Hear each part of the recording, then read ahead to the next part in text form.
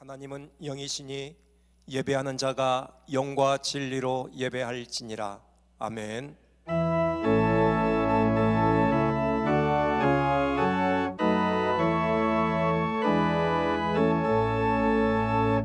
찬양하라 내 영혼아, 찬양하라 내 영혼아. 온 마음과 정성 다하여 주 찬양하라. 경배하라 내 영혼아, 경배하라 내 영혼아. 온 마음과 정성 다하여 주 경배하라. 사도신경으로 우리의 신앙을 고백하겠습니다. 전능하사 천지를 만드신 하나님 아버지를 내가 믿사오며 그 외아들 우리 주 예수 그리스도를 믿사오니 이는 성령으로 잉태하사 동정녀 마리아에게 나시고 본디오 빌라도에게 고난을 받으사 십자가에 못 박혀 죽으시고 장사한 지 사흘 만에 죽은 자 가운데서 다시 살아나시며 하늘에 오르사 전능하신 하나님 우편에 앉아 계시다가 저리로서 산자와 죽은 자를 심판하러 오시리라. 성령을 믿사오며 거룩한 공회와 성도가 서로 교통하는 것과 죄를 사하여 주시는 것과 몸이 다시 사는 것과 영원히 사는 것을 믿사옵나이다. 아멘. 찬송 331장입니다.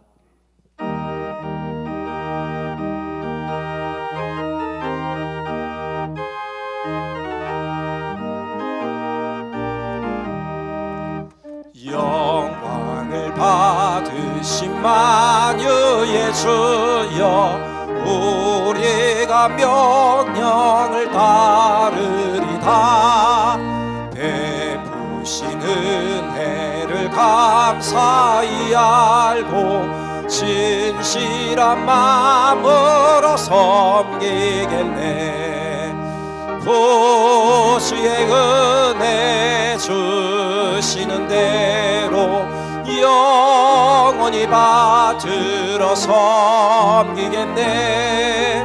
찬송하겠네, 찬송하겠네. 생명을 주시는 구주로다. 구주를 높이고 잘 공경하여 온유한 마음으로 섬기리다. 주 예수 안에서 즐거워하며 충성을 다하여 섬기겠네. 구주의 은혜 주시는 대로 영원히 받들어 섬기겠네. 찬송하겠네, 찬송하겠네. 생명을 주시는 구주로다. 예수를 믿고서 늘 사랑하여 참 기쁜 마음으로 섬기리다.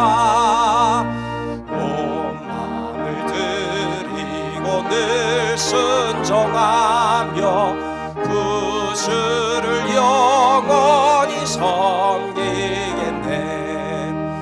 구주의 은혜 주시는 대로 영원히 받들어 섬기겠네. 찬송하겠네, 찬송하겠네. 생명을 주시는 구주로다.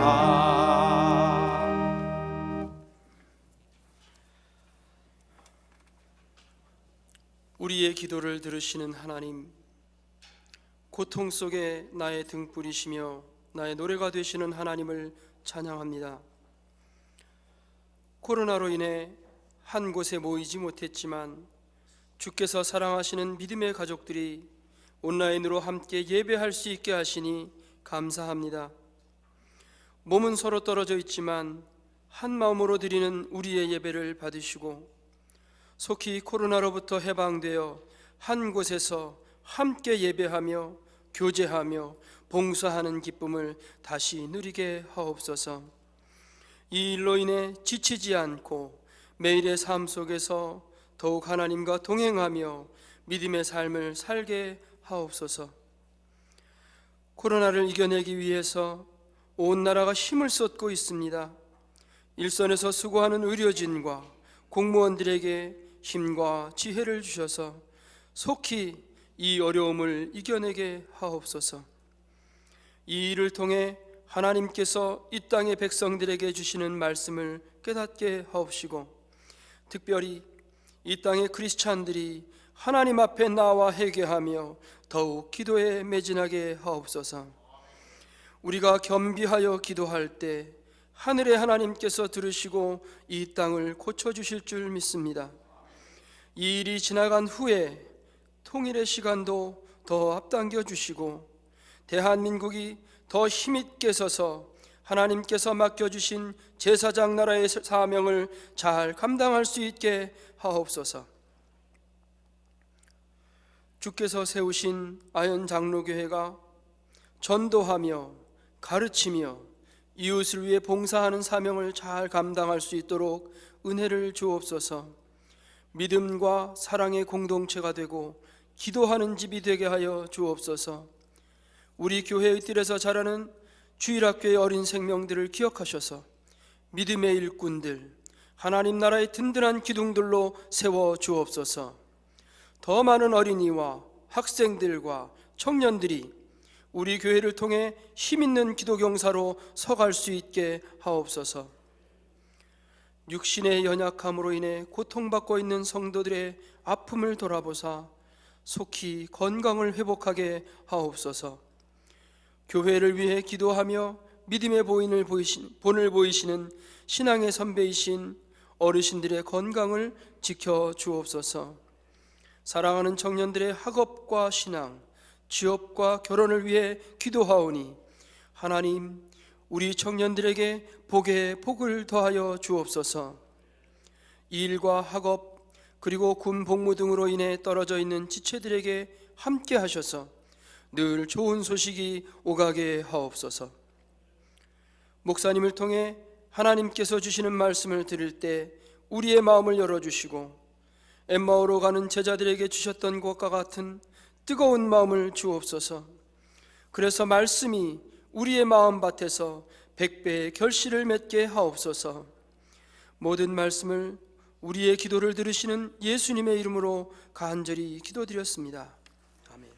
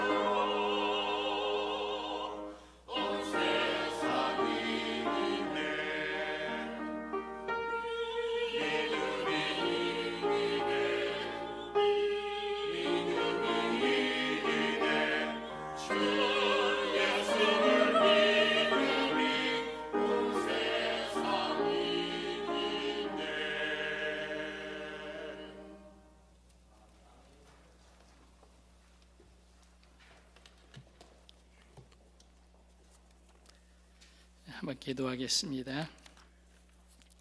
거룩하신 하나님, 우리가 소규모로 모여 하나님 앞에 예배하지만 이곳에도 하나님께서 함께 하시며 임재해 주실 줄로 믿습니다. 가정에서 화상으로 예배를 드리는 모든 예배 가운데서도 하나님께서 영광을 받으시고 성령의 임재하심과 은혜를 충만하게 허락해 주시기를 원합니다. 오늘도 주시는 말씀으로 새 힘을 얻고 그 믿음으로 세상을 능히 이기는 신실한 하나님의 백성들 되게 해 주시기를 원하오며 모든 말씀을 예수님의 이름으로 기도하옵나이다. 아멘. 성경 말씀 보시겠습니다. 베드로전서 1장 7절에서 12절 말씀을 교독하겠습니다. 베드로전서 1장 7절에서 12절, 우리 화상 예배 드리는 분들도 동참하시기 바랍니다. 7절 먼저 봅니다. 너희 믿음의 확실함은 불로 연단하여도 없어질 금보다 더 귀하여 예수 그리스도께서 나타나실 때에 칭찬과 영광과 존귀를 얻게 할 것이니라.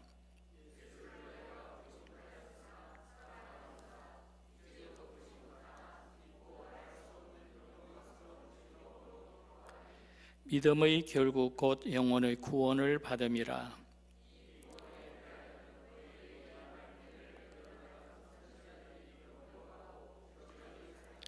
자기 속에 계신 그리스도의 영이 그 받으실 고난과 후에 받으실 영광을 미리 정언하여 누구를 또는 어떠한 때를 지시하시는지 상고하니라. 이 섬긴 바가 자기를 위한 것이 아니요 너희를 위한 것임이 계시로 알게 되었으니 이것은 하늘로부터 보내신 성령을 힘입어 복음을 전하는 자들로 이제 너희에게 알린 것이요 천사들도 살펴보기를 원하는 것이니라. 아멘. 오늘 본문의 말씀에 영광이라고 하는 단어가 아마 핵심적인 단어인 것 같습니다. 7절의 말씀 끝에 보면은 칭찬과 영광과 존귀를 얻게 할 것이니라. 8절 끝에도 믿고 말할 수 없는 영광스러운 즐거움으로 기뻐하니, 역시 영광이란 말이 나오고요. 11절 중간에 보면은 그 받으실 고난과 후에 받으실 영광을 미리 정언하여, 역시 영광이라는 말씀이 나옵니다. 자, 그래서 오늘은 이 영광이라고 하는 말에 초점을 맞추어서 제목을 얼마나 영광스럽습니까? 라는 그런 제목으로 하나님 말씀을 나누려고 합니다.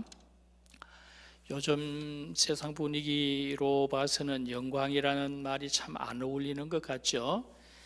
그런데 사실은 이럴 때가 영광이 나타나는 때입니다. 영광이라고 하는 것은 희소성이 있어야지 영광이죠. 모든 사람이 다 가진 것을 내가 가졌다고 영광이다 이렇게 말하지는 않습니다. 다 힘들어하고 어려워할 때에, 그런데 나는 노래할 이유를 찾는다는 거죠. 다른 사람이 힘들어하고 시련 속에 어려워하는데 나는 그 가운데서 내가 왜 기뻐해야 하는지 이유를 알게 되어지면 바로 그것이 영광이다. 바로 오늘 우리 시대에 지금 이런 참 어수선하고 참 힘든 이런 때에 우리가 하나님 앞에 예배하고 우리 하나님을 찬송하면서 왜 하나님께서 나를 이렇게 사랑하시는지 깨달아 알게 되어질 때에 그게 정말 영광이다, 그런 말씀입니다. 오늘 베드로 사도는 우리에게 바로 이런 믿음의 시련 가운데서 너희가 얼마나 영광스러운가, 얼마나 영광스러운 그런 기쁨을 느끼고 있는가, 이런 것을 우리에게 말씀하고 있는 겁니다. 코로나 이 바이러스 때문에 다 어렵지만 오늘 우리는 이런 어려운 가운데서 왜 우리가 영광스러워야 하는지, 무엇이 얼마나 영광스러운지, 이런 것을 오늘 본문의 말씀 속에서 찾아보려고 합니다. 그래서 첫 번째, 왜 우리가 영광스러운지 첫 번째 이유는 믿음, 금보다 귀한 믿음 때문이다, 그렇게 말씀합니다. 7절의 말씀 한 번 더 다시 보면요, 7절 보면은 너희 믿음의 확실함은 불로 연단하여도 없어질 금보다 귀하여 예수 그리스도께서 나타나실 때에 칭찬과 영광과 존귀를 얻게 할 것이니라. 확실한 믿음, 금보다 귀한 그런 믿음이 있으면 이것은 영광이다. 믿음이라고 하는 것이 아무나 얻는 것이 아니고요, 아무리 믿게 하려고 해도 믿지 못하는 사람은 믿지 못합니다. 우리가 하나님을 믿고 하나님을 의지한다라고 하는 것, 이거 하나님의 선물이라는 거죠. 우리가 믿는다라는 것은 뭘 의미하는 겁니까? 뭘 믿는 겁니까? 우리는 하나님의 능력을 믿는다. 하나님의 능력을 믿는다. 우리가 세상에 살아갈 때에 우리 힘으로 해결할 수 없는 일들이 많죠. 사실은 우리가 할 수 있는 것보다 할 수 없는 일이 훨씬 많습니다. 그런데 우리가 그런 일을 해나갈 때에 우리 힘으로 하는 것이 아니고 하나님의 힘으로 한다. 하나님의 능력이 있음을 믿고 하나님의 능력을 구해서 우리는 하나님의 그 능력으로 세상을 살아가고 세상을 이기는 그런 삶을 사는 것이다. 그것은 바로 우리가 하나님의 동력자가 된다는 얘기고요, 우리는 하나님의 손에 사용되어지는 믿음의 도구가 된다. 우리는 하나님의 편에 서서 하나님이 행하고자 하시는 일을 우리가 대신 하나님의 손에 사용되어져서 그것이 이루어가는 그런 삶을 사는 것이다. 이게 바로 믿음의 확실함을 얻는 겁니다. 그렇기 때문에 우리가 하나님의 편에 서서 하나님의 손에 사용되어지고 하나님의 동력자가 되어지고 믿음으로 그 모든 일을 향한다라고 할 때에 그것이 얼마나 영광스러운 일이냐, 그런 말씀입니다. 베드로 사도가 이제 오순절 성령의 충만함을 받고 성전에 올라가는데 성전 앞에 안전병이가 있었죠. 그때 베드로 사도가 한 얘기가 뭡니까? 은과 금은 내게 없으나 그리스도 예수의 이름으로 명하노니 일어나 걸어라, 그랬죠. 그랬더니 평생 안전병으로 살던 사람이 일어나 뛰고 춤추고 즐거워했습니다. 은과 금은 내게 없거니와 그리스도 예수의 이름으로 걸어라라고 한 말은 사실은 물론 베드로 사도가 은금은 없었던 것은 사실이지만 사실 그 의미는 뭐냐면은 은과 금이 해결할 수 없는 것을 그리스도 예수는 해결할 수 있다. 예수의 이름으로 걸어라. 그렇죠? 바로 믿음이라고 하는 것은 바로 하나님의 능력을 믿는 것이고 우리가 우리의 힘으로 할 수 없는 일을 행할 수 있는 그런 것을 믿는 것이다. 그런 믿음이 내게 있다고 할 때에 이것이 얼마나 영광스러운 것이냐, 그런 말씀입니다. 베드로 사도 시대의 디아스포라 그리스도인들, 그들의 삶을 보면서 이 편지를 보내는데 바로 이 베드로 사도는 7절의 말씀에 보면은 그들에게 이 편지를 보내면서 하는 말이 너희 안에 바로 이런 믿음이 있다. 너희 안에 이런 확실한 믿음이 있는데 이것은 금보다 귀한 것이고 이것은 정말 영광스러운 것이고 너희는 그런 금보다 귀한 그런 믿음을 가지고 영광스러운 그런 즐거움으로 기뻐하는구나, 이렇게 말하고 있습니다. 그 당시에 이 디아스포라 그리스도인들은 아주 심한 그 기독교 박해를 받고 있었습니다. 네로 황제 때로부터 시작을 해서 이제 로마 10대 박해 황제들이 나오고요. 그게 이제 언제 끝나느냐 하면은 콘스탄티누스 황제가 기독교를 국교로 공인했을 때 그게 313년이었죠. 그때까지 네로가 64년에 그 화재 사건을 일으켰는데 그때부터 박해가 시작되어져서 그 콘스탄티누스 기독교 공인까지 250년 동안 기독교 10대 박해자들이 거기서 나오고 엄청난 그 박해와 고난을 받았습니다.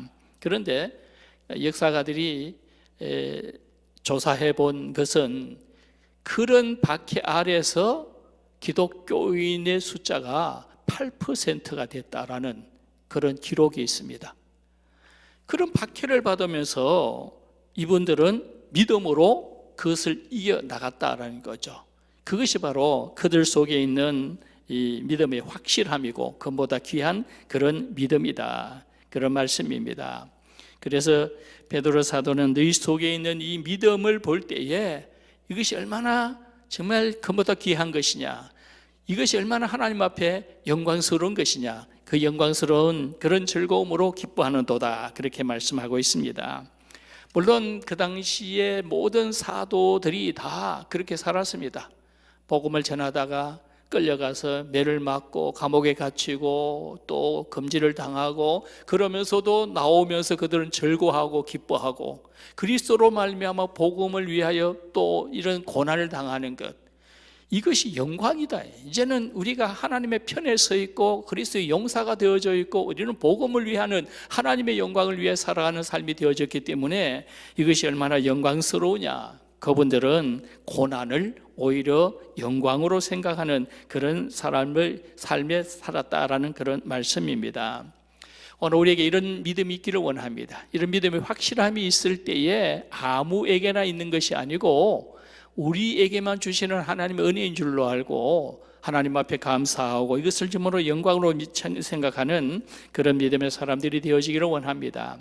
그렇기 때문에 우리는 이런 믿음을 가지고 살아가는 사람들이기 때문에 고난을 당할 때, 삶 속에 어떤 고난이 왔을 때에 이 고난을 어떻게 피해 볼까, 이 시련을 어떻게 하면 피해 갈 수 있을까, 그런 고민하는 사람들이 아니고 우리는 하나님께서 함께 하시고 하나님께서 우리에게 힘을 주시고 능력을 주신다는 그런 확신을 가지고 있다고 한 때에 고난이 오면은 오히려 이 기회에 어떻게 하면 하나님께 영광을 돌릴 수 있을까, 그런 생각을 해야 된다는 거죠.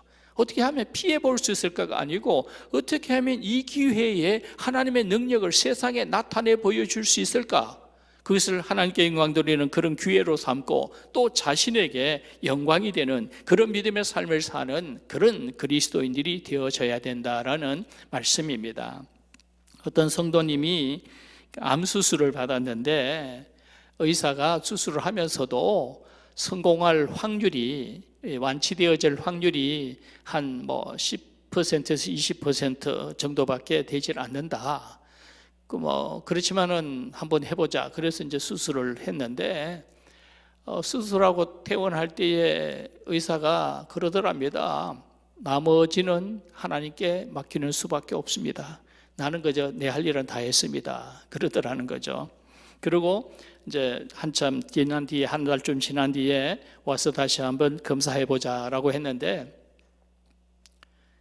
다시 진찰을 받으러 갔더니 의사가 깜짝 놀라더라는 거죠. 도대체 무슨 일이 있었느냐라는 거예요. 깨끗해졌다는 겁니다. 의사는 한 15% 확률밖에 없다라고 했는데 깨끗하게 치료가 되어졌다는 거예요. 그래서 의사가 도대체 무슨 일이 있었느냐 그랬더니 그 성도가 그랬답니다. 아니, 선생님이 내가 퇴원해서 집에 갈 때에 나머지는 하나님께 맡기는 수밖에 없다라고 하지 않았습니까? 그래서 하나님 앞에 기도했습니다. 그저 하나님 앞에 매달려서 매일 하나님 앞에 기도했습니다. 하나님 앞에 기도했더니 하나님께서 깨끗하게 치유해 주셨습니다. 바로 그런 믿음입니다. 믿음이라고, 여기서 디아스포라 그리스도인들이 가지고 있는 믿음, 그 믿음의 확실함, 금보다 귀한 믿음, 이런 믿음을 우리가 가지고 있다고 한다면 바로 그것이 영광이다. 정말 세상 사람들이 얻지 못하는 것, 금보다 더 가치 있는 것, 하나님이 우리와 함께 하시고 하나님 능력을 우리에게 나타내 보여주시는 그런 삶을 산다라고 하는 것, 얼마나 그것이 놀라운 일이고 얼마나 큰 영광인가. 오늘 여러분에게 그런 믿음이 있고 그런 믿음이 있음으로 말미암아 정말 하나님 앞에 감사하고 영광의 즐거움으로 기뻐하는 그런 믿음의 사람들이 되어질 수 있기를 축원합니다. 두 번째로 얼마나 영광스러우냐, 무엇이 그렇게 영광스러우냐. 두 번째로는 우리가 예수를 사랑한다는 것이 영광스럽다, 그런 말씀입니다. 8절의 말씀 보면요, 예수를 너희가 보지 못하였으나 사랑하는도다. 이제도 보지 못하나 믿고 말할 수 없는 영광스러운 즐거움으로 기뻐하니, 예수를 너희가 보지 못하였으나 사랑하는도다. 이것이 영광이다. 이렇게 말씀을 하고 있습니다. 베드로 사도는 아마 이 말씀을 할 때에 자신의 과거를 생각할 겁니다. 예수님께서 잡히시던 날, 예수님께서 가야바의 뜰에 묶여 있는데 자기는 멀찌감치 떨어져서 눈치 보고 있었던 자신을 생각하죠. 그러다가 누군가가 당신도 그 한 패거리가 아니냐라고 하니까 나는 아니다. 3번씩이나 예수님을 부인했던 일 기억나죠? 그러나 예수님께서 부활하신 이후에 부활하신 주님을 만났고, 그래서 그때에 비로소 그가 하나님이시고 자신을 구원하실 분이시고 메시아인 것을 확실하게 믿게 되어졌고요. 그때부터 예수를 사랑하게 되어졌습니다. 그래서 디아스포라 그리스도인들을 생각해 볼 때에 베드로 사도는 예수를 사랑한다는 것이 쉬운 일이 아닌데, 우리가 하나님을 사랑한다는 것이 그게 쉬운 일이 아닌데, 지금 이 디아스포라 그리스도인들은 그 예수를 사랑한다. 나는 예수님과 함께 생활을 했고 예수님의 제자였음에도 불구하고 멀찌감치 떨어져서 눈치만 보았던 그런 과거의 기억이 있는데, 아픈 상처가 있는데, 이 디아스포라 그리스도인들은 예수를 본 적도 없는데 말씀만 듣고 그 예수를 이렇게 사랑하니 이 사랑이 얼마나 귀한 것이고 얼마나 영광스러운 것이냐. 그래서 이 흩어져 있는 디아스포라 그리스도인들에게 당신들이 예수를 사랑한다라고 하는 것은 이건 정말 영광스러운 것이다. 이게 얼마나 존귀한 것인지 하나님 앞에 감사해라. 그렇게 말하고 있는 겁니다. 우리가 예수를 사랑한다라고 하는 것 참 결코 쉬운 일은 아닙니다. 우리가 옛날 복음성에 그리 쉽지 않아요. 예수 믿는 것이 그리 쉽지 않고요. 예수를 사랑하는 것도 그리 쉽지를 않습니다. 우리가 예수를 사랑하면요, 예수를 사랑하면 세상이 우리를 미워합니다. 대적이 많아져요. 그래서 예수를 사랑하면은 이유 없이 애매한 그런 고난을 당할 때가 많고 괜히 사람들에게 미움을 받는 그런 삶을 살아갑니다. 또 그런가 하면은 예수를 또 사랑하려고 하면은 예수님께서는 우리에게 고난도 각오해라. 너희가 나를 따라오든 각자 자기 십자가를 지고 나를 따라오라. 그렇게 말씀을 하십니다. 예수를 사랑하려면은 우리가 복음하게 고난도 당해야 되고 또 십자가도 져야 하고 그런 어려움이 있습니다. 또 예수님을 사랑하려고 하면은 하나님은 은근히 우리의 삶에 간섭이 심하십니다. 왜냐하면 예수 믿는 사람이 깨끗한 그릇으로 살아야 되고 하나님 손의 점을 사용되어 줄 수 있는 준비된 그릇이 되어야 하는데, 그건 세상에서 아무렇게 살아가서는 안 되는 거죠. 그렇기 때문에 하나님은 사사건건이 간섭을 하십니다. 우리가 좀 실수하고 우리가 죄를 지으면 하나님 우리의 삶의 처지를 흔들어 놓으시고 우리의 삶에 어려움을 주시고 간섭이 심하십니다. 하나님 정말 숨막혀 죽겠습니다. 그런 고백이 나올 때도 있다 그 말이죠. 그러나 그럼에도 불구하고 우리가 예수를 사랑한다면, 그럼에도 불구하고 우리 하나님을 사랑한다고 한다면 그 마음은 이거는 아무에게나 있는 마음이 아니고 이건 정말 하나님이 주신 선물이고 정말 이것이 영광이다. 우리가 그런 믿음을 가지고 살아가야 될 줄로 믿습니다. 어떤 아이들은 그래요. 엄마한테 시큰 혼나고 눈물 찔찔 짜고 시큰 혼나고 그리고 돌아서서 또 엄마 사랑해요 하는 애들이 있어요. 그런 아이들이 얼마나 사랑스럽습니까? 하나님은 그런 사람을 사랑합니다. 그렇죠? 우리가 하나님이 사랑할 만한 그런 믿음의 삶을 사는 그런 하나님의 사람들이 되어질 수 있기를 원합니다. 예수를 사랑한다라고 하는 것은 교회를 사랑하는 것을 말하는 거죠. 말씀을 사모한다는 것을 말하는 겁니다. 내가 예수를 사랑하는가, 얼마나 사랑하는가, 그것을 얼마나 내가 말씀을 사모하며 얼마나 하나님의 교회를, 몸된 교회를, 그리스도의 몸된 교회를 사랑하느냐, 그 사랑하는 모습을 보고 우리는 알 수가 있을 줄로 믿습니다. 오늘 아침에도 이 화상으로 예배를 드리는 분들 마음은 지금 교회에 다 와 있을 거예요. 그죠? 성도들도 만나고 싶고 목사님도 만나고 싶고 아니면 교회에서 예배 드리고 싶은 그런 간절한 마음들이 다 있는 줄로 압니다. 그런 마음을 하나님이 사랑하실 줄로 믿습니다. 그게 바로 예수를 사랑하는 마음이고, 그런 마음이 있는 여러분들 하나님께서 더 많이 사랑해 주실 줄로 믿습니다. 뿐만 아니라 예수를 사랑하는 사람들은 또 이웃을 사랑합니다. 예수를 사랑하는 마음이 있으면은 당연히 이웃을 사랑하고요. 때때로는 불편한 사람들도 사랑합니다. 이런 마음, 내가 정말 이웃을 사랑하고 모든 사람을 사랑하는 마음, 그런 마음이 있다고 한다면 바로 그것이 예수를 사랑하는 마음이고, 그 예수를 사랑하는 그 마음은 아무에게나 있는 것이 아니라 하나님이 주시는 그런 마음입니다. 그런 마음이 내게 있을 때 이것을 영광으로 생각하는 믿음의 사람들이 되기를 원합니다. 구세군을 세운 윌리엄 부스가 자신이 이 소외된 사람들을 돕고 그들을 사랑한 것은 바로 예수에 대한 사랑 때문이다, 그런 고백을 했습니다. 예수를 사랑하고 예수의 사랑의 마음이 충만해지니까 소외된 사람들을 바라보게 되어지고 그들을 사랑하게 되어 그를 돕는 삶을 살아갈 수 있게 되어지더라. 예수를 사랑하는 마음 있으면 이웃을 사랑한다. 내가 이웃에 대한 관심이 많고 소외된 사람들을 사랑한다라고 할 때에 그게 바로 내 속에 있는 예수를 사랑하는 마음인 줄로 알고, 이것이 하나님 앞에 참으로 영광되는 줄로 믿으시기를 바랍니다. 사랑의 원자탄이라고 우리가 부르는 손양훈 목사님, 그분은 한센병 환자들을 사랑했고요. 그 한센병 환자들의 그 병을 치료하고 심지어 입으로 그 고름을 빨아내기도 하고 그렇게 사랑했지 않습니까? 또 여수반란산 그때에 자기 아들, 두 아들을 죽인 공산당 청년을 자기의 양자로 삼았습니다. 그렇죠? 그 사람이 나중에 돌아서서 회개하고 나중에 목사가 되고 그랬잖아요. 그분 속에 있는 그런 사랑의 마음이 어디에서 온 것일까? 바로 예수를 사랑하는 마음에서 온 거죠.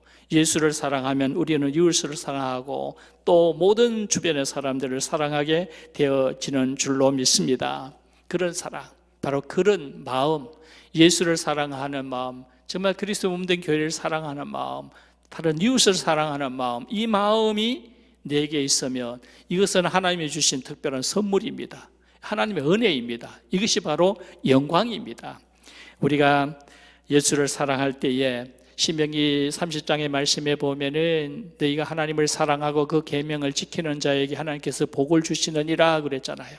우리가 예수를 사랑할 때에 하나님께서 우리에게 복을 주십니다. 하나님께서 우리 삶을 평강으로 인도해 주실 줄로 믿습니다.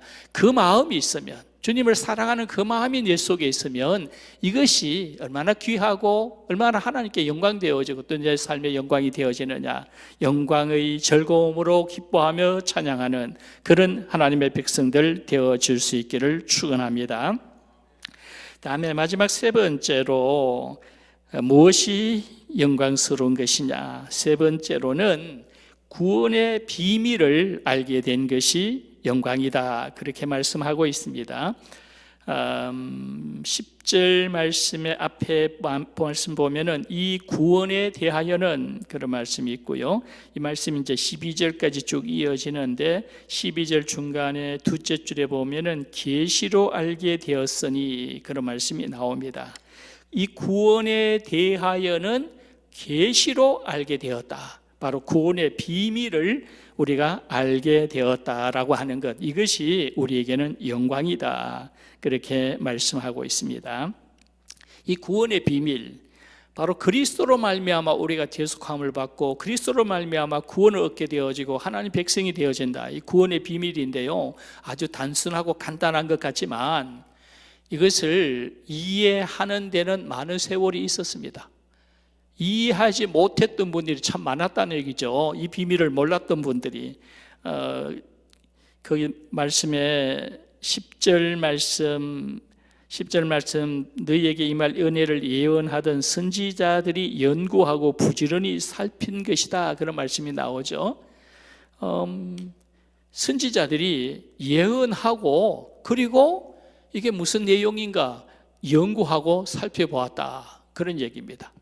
자, 그리스도의 오심, 그리스도께서 오셔서 우리의 모든 죄를 대속하시고 우리를 하나님의 나라로 인도하실 것이다라고 하는 이 메시아에 대한 예언, 이것은 구약의 선지자들, 많은 예언자들이 예언을 했습니다.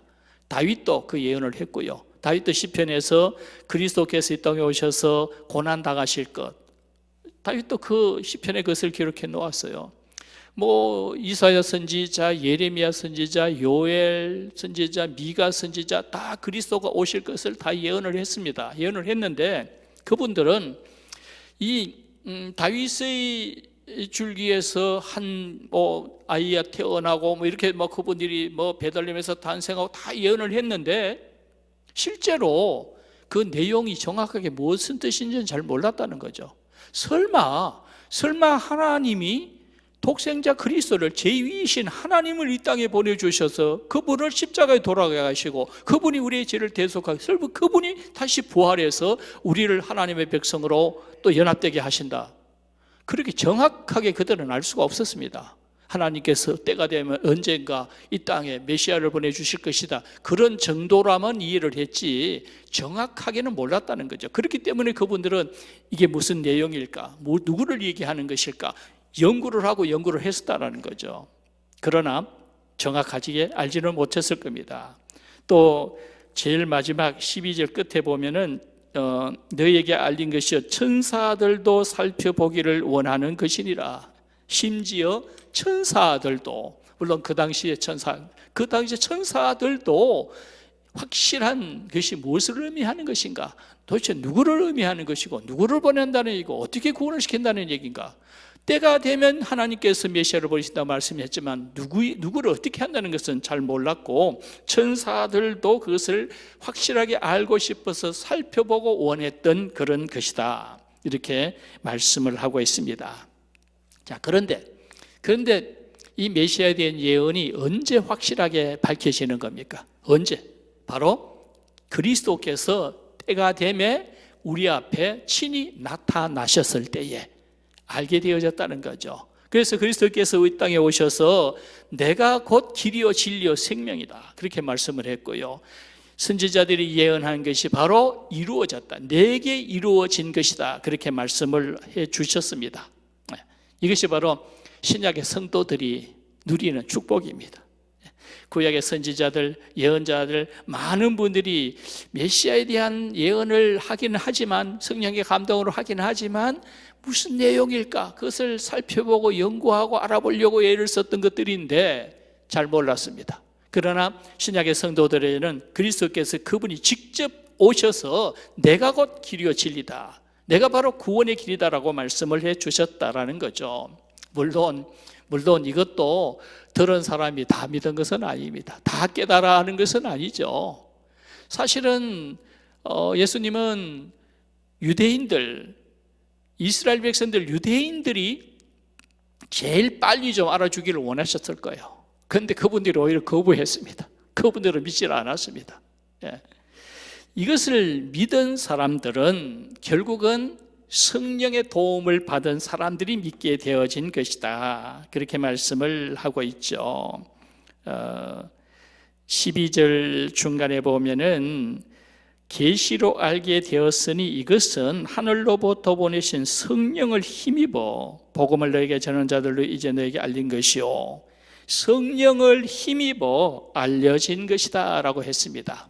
처음에는 예수님께서 오셔서 내가 곧 길이요 진리라고 했지만 이스라엘 백성들, 유대인들이 믿지를 않았습니다. 거부했습니다. 예수님께서 결국은 성령을 우리에게 보내주시고 성령의 감동을 받은 사람들이 그 비밀을 알게 되어지고 깨닫게 되어지는 그런 은혜를 입게 되어졌다라고 하는 말씀입니다. 이 은혜가 바로 오늘 여러분과 저에게 임한 줄로 믿습니다. 그래서 이 구원의 비밀이요, 참 비밀이라고 하기에는 공개되어진 것이지만, 그죠? 너무나 다 아는 사실이지만, 그러나 내용적으로는 여전히 비밀입니다. 이게 뭐 학문으로 알 수가 있는 것이 아니거든요. 박사학위를 뭐 3개, 4개 가지고 있다고 해서 알려지는 것이 아닌 겁니다. 이것은 성령의 감동으로만, 성령이 도와주셔야만 깨달아 알게 되어지는 것이기 때문에 여전히 비밀입니다. 공개되어졌는데 무슨 비밀이냐? 아무리 공개되어져도 모르는 사람은 모르니까요. 우리에게만 성령께서 우리에게 깨닫게 해주실 때에 이 비밀을 알게 되어지고 그것이 영광이 되어진다는 사실을 믿으시기를 바랍니다. 알프레드 화이트헤드라고 하는 석학이 있어요. 이분이 수학자이고 철학자인데 영국 출생인데 하버드 대학에서 철학을 가르쳤던 아주 유명한 학자입니다. 근데 이분이 어느 날 길을 가는데 어떤 할머니가 큰 길 낭떠러지에 미끄러져 떨어졌어요. 그래서 급히 내려가서 그 할머니를 구해 주었습니다. 그랬더니 그 할머니를 이렇게 구해 주니까 그 할머니가 하는 말이 아이고 오늘 주님 만날 뻔했다 이러더라는 거죠. 그래서 주님을 만날 뻔했다. 무슨 뜻인가 보니까 할머니가 아니 내가 오늘 죽었으면은 주님 곁에 갔을 거 아니냐고 그러면서 선생님은 예수 안 믿습니까? 그러더라는 거예요. 그 말을 듣고 보니까 이 할머니는 자기가 오늘 죽으면 바로 주님을 하나님을 만난다고 생각을 하는구나. 당신 예수 안 믿습니까? 라는 말이 계속 마음에 걸리더라는 거죠. 그래서 그날 그 주일에 교회를 갔답니다. 교회를 갔는데 목사님이 설교를 하시다가 화이트 헤드가 딱 앉아있는 모습을 딱 봤어요. 그 동네 교회에 갔던 모양이죠. 딱 긴장이 돼가지고 목사님이 그때부터 말을 막 버벅대기 시작합니다. 설교를 좀 아주 지식적으로 아주 멋있게 해야 되는데 저런 학자가 있는데 학자의 마음을 감동시킬 수 있는 설교를 해. 이러다 보니까 막 말이 꼬이고 오히려 버벅대고 설교가 엉망이 되어버렸어요.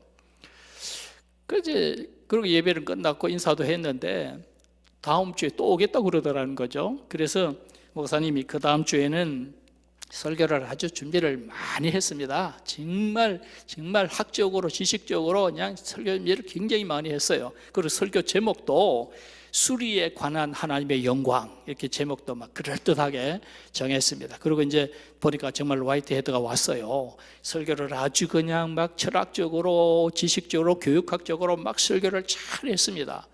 예배 끝나고 나니까 이분이 등록을 하겠다라는 거예요. 그래서 등록을 하는데 목사님이 그랬어요. 어떤 설교의 어떤 부분에서 감동을 받으셨습니까? 그렇게 물어봤답니다. 그랬더니 그 화이트 헤드가 하더랍니다. 사실은 목사님 설교에는 감동 못 받았습니다. 내가 감동받은 것은 그 할머니가 그 낭떠러지에 떨어졌을 때에 내가 오늘 죽었으면 하나님을 만났을 텐데 라고 하는 그 말에 감동을 받아서 내가 그래서 사실은 등록을 했지 사실 오늘 목사님 설교는 다 쓸데없는 말만 하시더군요. 그러더라는 거죠. 예. 결국은 구원의 비밀을 가장 확실하게 아는 사람은 이 대석학인 화이트 헤드도 아니고요, 목사님도 아니고 바로 그 할머니가 구원의 비밀을 가장 확실하게 분명하게 알고 있었다는 얘기입니다. 그건 뭘 얘기하는 겁니까? 구원의 비밀을 안다는 것이 학문으로 박사가 지식으로 아는 것이 아니라 성령의 감동으로, 성령이 도와주심으로 우리가 하나님의 비밀을 분명하게 알게 되어진다라고 하는 것을 말씀하고 있는 겁니다. 오늘 우리가 정말 이 구원의 비밀을 믿고 우리는 우리를 위하여 하나님의 나라가 예비되어져 있고 우리는 그것을 상속받을 사람이라고 하는 것이 믿어지는 것, 예수를 믿으면은 예수 안에서 우리가 구원을 받고 죄 사함을 받는다라고 하는 사실을 믿어진다라고 하는 것, 이것이 그냥 되어지는 것이 아닙니다. 내가 믿어야 되겠다고 무슨 과학적으로 증명한다고 이해를 시킨다고 되어지는 것이 아닙니다. 바로 성령의 감동으로, 성령께서 우리 속에 역사하심으로 우리를 믿게 해주시고, 성령이 아니면 그리스도를 주라 시인할 수 없다고 했는데, 오늘 여러분들 마음속에 내가 정말 예수가 믿어지고 하나님의 나라가 믿어지고 구원의 비밀이 내 속에 정말 확실하게 느껴지고 그것이 눈으로 보는 것처럼 보이신다라고 하면은 이게 엄청난 영광이라는 것을 여러분들이 아시기를 바랍니다. 제가 언젠가 뉴스를 보니까 그 오렌 버핏을 만나고 오렌 버핏과 한번 식사 한 끼를 하려면은 보통 최소한 30억, 요즘은 뭐 더 올라갔다고 그러더라고요. 30억 정도를 자선단체에다가 기부를 해야 됩니다. 오렌 버핏에게 준다기보다도 자선단체에다가 적어도 30억, 40억을 기부를 해야 오렌 버핏과 식사를 함께 할 수 있어요. 그런데 사람들은 그걸 서로 하려고 해요. 그 경매 붙였습니다. 경매를 붙여가지고 점점 값이 지금 올라가고 있어요. 그렇게 30억을 내고도 오렌 버핏과 잠깐 식사하고 대화하는 것을 영광으로 생각하는 사람들이 영광으로 생각한다. 왜냐하면은 오랜 버핏과 만나서 식사하는 동안에 이 버핏이 어떤 투자에 대한 조언을 한 번씩 해주면 그것이 그 사람의 인생이 바뀐다는 거예요. 워렌 버핏을 만나면 내 인생이 바뀐다라고 하는 그런 확신이 있기 때문에 그분들은 그것을 영광으로 생각한다. 참 이해가 될 것 같기도 하고 안 되기도 하고 수긍이 안 되는 부분이 있습니다만은 어쨌거나 미래가 보이기 때문에 영광으로 생각한다는 얘기인데, 오늘 우리는 어떻습니까? 우리는 하나님께서 우리에게 영원한 하나님의 나라로 갈 수 있는 구원의 길, 그 비밀을 우리에게 알려주셨는데 바로 성령의 감동으로, 성령의 도우심으로 우리가 그것을 알게 되어졌다. 오늘 여러분이 이 구원의 비밀을 알고 내가 이 길로 가면은, 예수를 믿고 이 길로 잘 가면은 우리는 영원한 나라에 간다, 영원한 하나님의 나라를 상속을 받게 되어질 것이다, 이런 믿음이 있다고 할 때에, 이 비밀을 안다라고 할 때에 이것이 얼마나 내게 영광인가, 얼마나 이게 하나님 앞에 감사하고 기뻐할 일인가, 그것을 깨달아하는 그런 믿음들이 되어질 수 있기를 원합니다. 신천지가 뭐라고 그래요? 맞춤식 교육 그런 걸 한다라고 해요. 맞춤식 성경 공부. 그래서 이제 맨투맨으로 하고 하는데, 초점이 뭐냐 하면은 요거는 너희에게만 가르쳐 주는 것이다, 그런 느낌을 갖게 한다는 거예요. 이건 정말 아무나 모르는 일인데 이거는 특별히 너희에게만 가르쳐 주는 것이다, 이거는 정말 특별한 비밀이다, 그러면서 가르쳐 주는데 성경을 얘기하는 것 같지만 엉뚱한 얘기를 하는 겁니다. 이 일본 교회에서는 듣지 못한 얘기.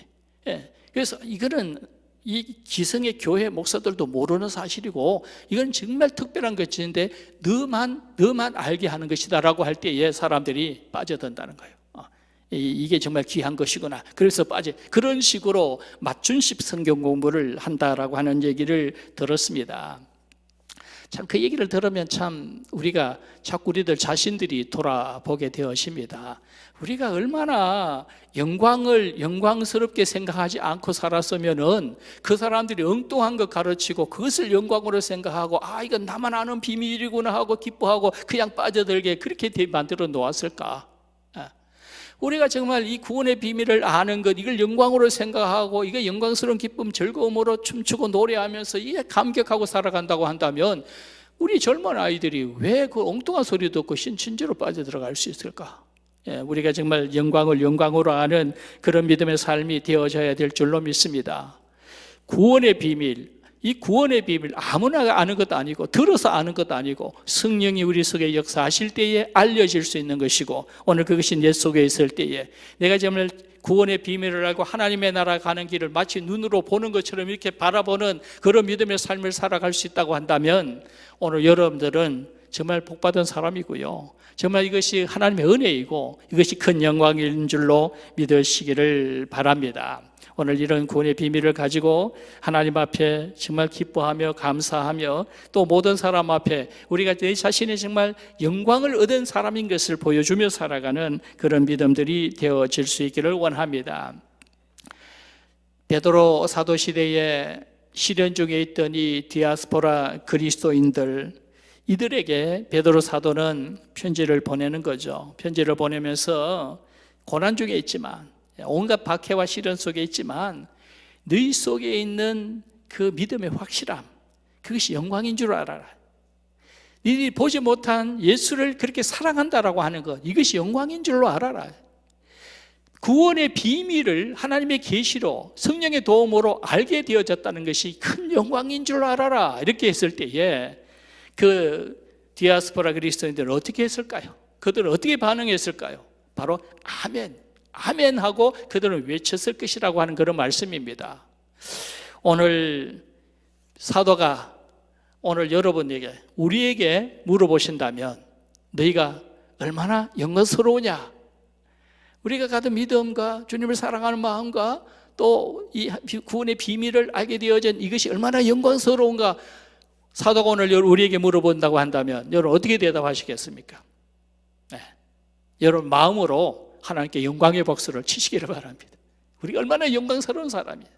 영광의 백성으로 살아가는 것 얼마나 감사한 일인가. 하나님 앞에 이 영광의 즐거움으로 기뻐하며 감사하는 그런 믿음의 사람들이 되어질 수 있기를 축원합니다. 기도하겠습니다.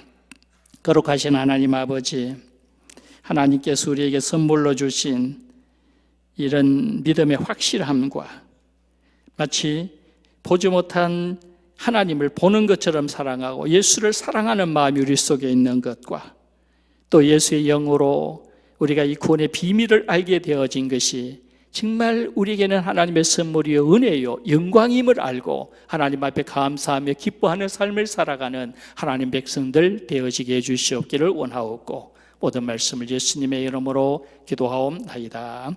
아멘. 오늘은 찬송가 특송 없습니까? 헌금 찬송가 그럼 68장 1절 부르면서 헌금 드리도록 하겠습니다.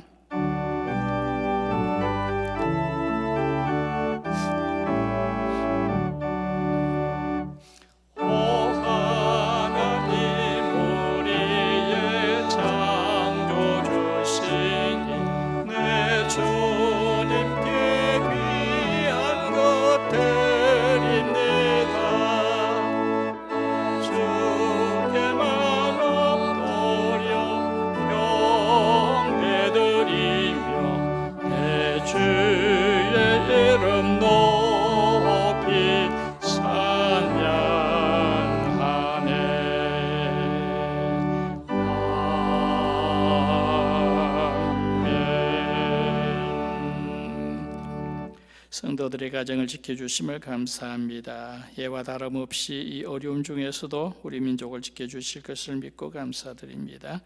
어려움 중에서도 하나님께 예배드릴 수 있음을 감사합니다. 예배하는 모두에게 은혜 내려주시기를 원합니다. 하나님 감사합니다. 조속히 이 모든 상황을 회복시켜 주실 줄로 믿습니다. 사랑하는 하나님, 함께 웃으며 기쁘게 모여 예배드리던 때가 그립습니다. 어느 곳에 있든지 건강으로 지켜주시고 속히 한자리에 모여 예배할 수 있도록 은혜 주시기 원합니다. 뿌린 씨앗 열매 맺게 해 주실 줄로 믿고 감사드립니다. 건강한 군 생활하게 하시고 또 그 안에서 믿음 잃지 않게 해주심을 감사합니다. 범사에 감사드린 분들이 있습니다. 11조와 주일헌금과 여러 가지 예물 위해서 같이 한번 기도하겠습니다. 하나님 아버지 감사합니다. 어려운 중에서도 하나님께서 주시는 믿음으로 우리가 하나님 앞에 승리의 삶을 살아가게 되어지고 우리가 죄인인데 하나님을 사랑하고 예수를 사랑하는 삶을 살게 되어짐을 감사합니다. 우리가 또 하나님의 나라를 바라보며 그 구원의 비밀을 알고 그것을 영광으로 알고 하나님 앞에 더욱더 기뻐하며 감사하며 살아가게 됨을 감사합니다. 오늘도 하나님 앞에 감사의 예물을 드리고 더 많은 사람들에게 이 구원의 비밀을 알려주고 영광이 얼마나 큰 영광인지 그들에게 보여주며 살아가기를 소망하는 하나님의 백성들에게 하나님께서 큰 복을 더하시고 또 드리는 모든 손길들마다 하나님께서 넘치는 은혜로 채워주시옵기를 원하오며 모든 말씀을 예수님의 이름으로 기도하옵나이다. 아멘. 교회 소식 잠깐 보겠습니다. 동영상 예배 지난주에는 처음이라서 약간의 문제들이 좀 있었고요. 특히 그 홈페이지에서 이렇게 설교를 예배를 보려고 했었는데 갑자기 이런 일이 생기다 보니까 교회들마다 다 그냥 막 이 홈페이지에서 동영상을 만들고 하다 보니까 그 인터넷 이 홈페이지 만드는 회사가 다운이 돼 버렸어요. 그래서 한참 동안 어려움이 있었고요. 뭐 그러다 보니까 뭐 교회 또 인터넷도 죽어버리고 뭐 지난주에는 그런 혼란스러운 것이 좀 있었습니다. 어쨌든 이제부터 여러분들이 더 열심히 이 동영상 예배라도 열심히 참석하시고요. 언제까지 될까? 그냥 제 생각에는 다음 주까지 15일까지 뭐 이 위에서 저 구청에서 공문 내려온 것도 15일까지만 이렇게 표시를 했습니다만은 그때 가봐야 되겠지요. 그러나 이제 일단은 한 15일까지 다음 주까지는 이렇게 하는 것으로 그렇게 생각을 하시면 되겠습니다. 예. 지난주에 장학금 전달 우리 대학생들 6명에게 전달을 했고요. 부활절에 우리 성경 골든벨 하는 것은 그대로 되어지기를 소망하고요. 각자 준비를 잘 해주시기 바랍니다. 우리 지금 이 기간 동안에는 일체 모든 모임, 봉사활동을 다 쉬도록 그렇게 하겠습니다. 코로나19 빨리 종식되어질 수 있도록 여러분들이 꾸준히 기도해 주시고, 또 이런 때에 우리 성도들이 오히려 더 교회를 사모하고 더 예배를 사모하는 마음이 되어지기를 원하고요. 우리가 걱정하는, 이러다가 이제 시원찮은 교인들 그냥 떨어져 나가버리면 어떡할까, 그런 걱정 없기를 바랍니다. 오히려 더 이 성전을 사모하는 마음들이 생겨날 수 있도록 여러분들이 더 많이 기도해 주시기를 바랍니다. 다른 광고는 주보를 참고하시고요. 우리 찬송가 335장 우리 자리에 일어나셔서 같이 한번 부르도록 하겠습니다. 335장.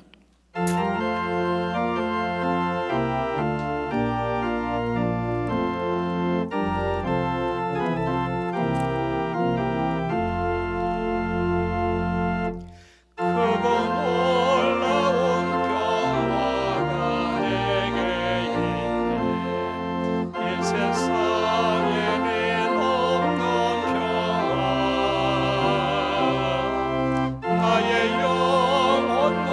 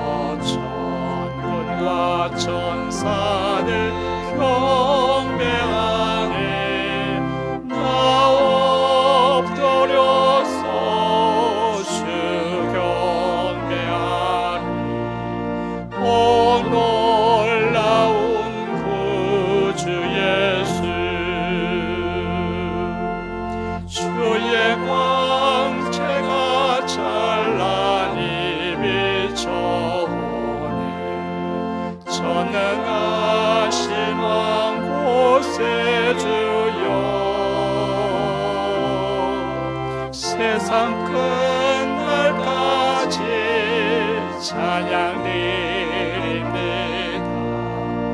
오 놀라운 나의 구주,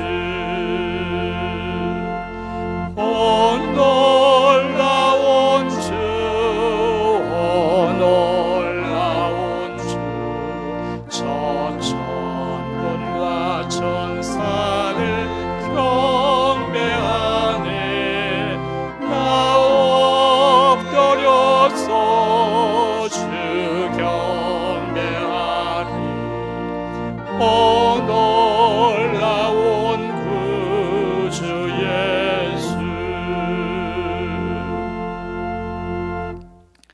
이제는 우리 주 예수 그리스도의 은혜와 하나님 아버지의 놀라우신 사랑과 성령님의 위로 교통 충만하심이, 믿음의 확실함과 예수를 사랑하는 마음과 구원의 비밀을 알게 됨을 기뻐하는 주의 백성들, 그 머리 위에 모든 믿음의 가정의 자녀들과 주신 산업 위에 영원토록 함께 있을지어다.